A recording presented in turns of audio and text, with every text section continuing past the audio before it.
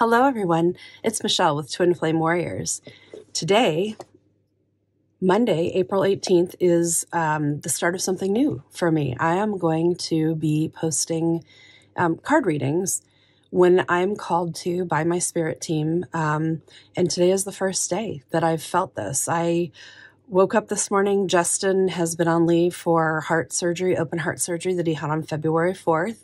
Today is his first day back to work. He's on partial duty, and I miss him terribly. Our twin flame connection, we are in union, and our twin flame connection anyway is very strong. We don't like to be apart from each other. It's really hard. And today so far has been very challenging. And just after Justin left, I broke down and had a wailing cry, to be honest. And Spirit guided me. My spirit team, our spirit team came in and said, hey, you need to start sharing this journey in a more meaningful, continuous way with your audience. People need to hear you, need to hear what you're going through. And this is my first foray into that. So I was called to pick up the Rumi Oracle deck. This is one of my all-time favorite decks. I do love Alana Fairchild's decks in general, and this one in particular has been very meaningful for me over the years. Rumi knew what twin flames were. He understood, and he really channeled a lot of messages that are useful for twin flames with us. And so I thought it just felt like the perfect, most appropriate deck to draw the card for today. So I'm going to go ahead and warm up the cards and give you a few thoughts about where I'm at. I feel like the Twin Flame Collective in general right now is standing sort of on a knife edge.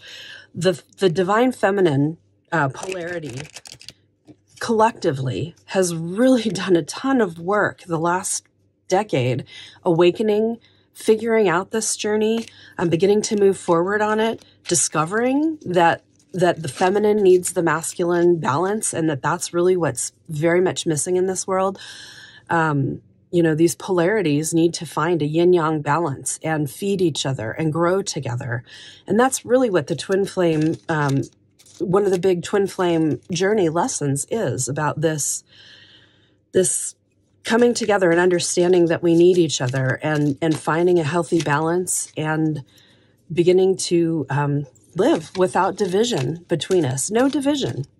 Complete vulnerability, complete openness, and complete willingness to be truthful with everything you're feeling and experiencing every minute.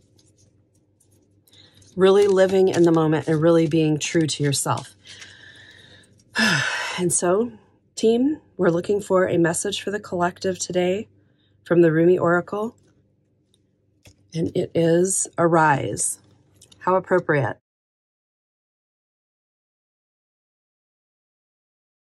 This is card number 13.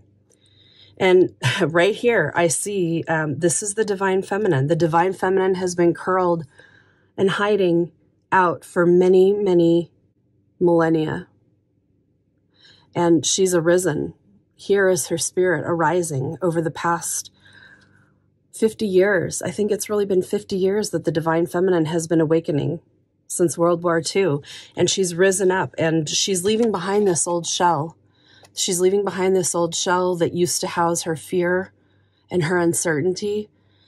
And she was so buried in her yin energy, this dark, slow, receding yin energy. And now she's busting forth with this yang energy, this bright, white, light energy. And you see, they've got to move together to come to that yin-yang balance, like I was talking about. You can even see the yin and the yang in this image. I think that's an excellent message for the collective today.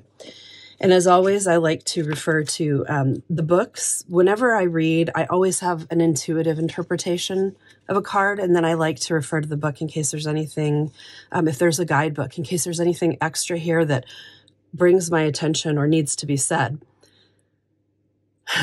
And actually, I think an important thing to know about Rumi is he wrote a lot of prose. He wrote a lot of poetry.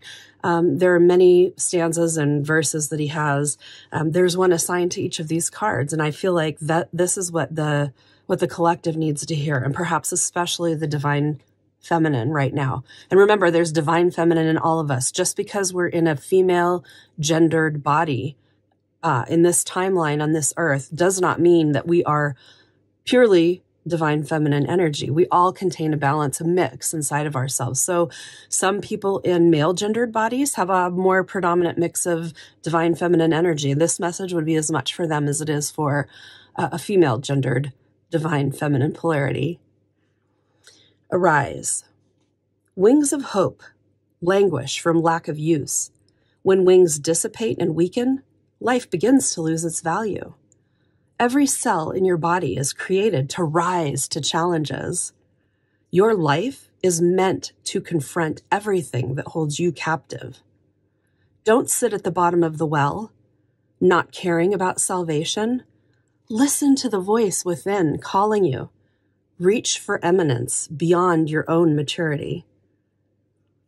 And I think that that's a great battle cry. And actually, I think that the divine feminine is finally learning to turn to her divine masculine counterpart and say, hey, rise up.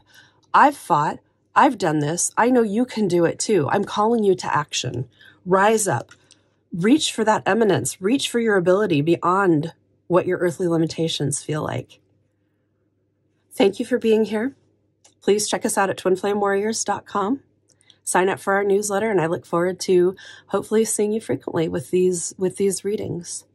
May you have a blessed day. I love you, wherever you are, whoever you are.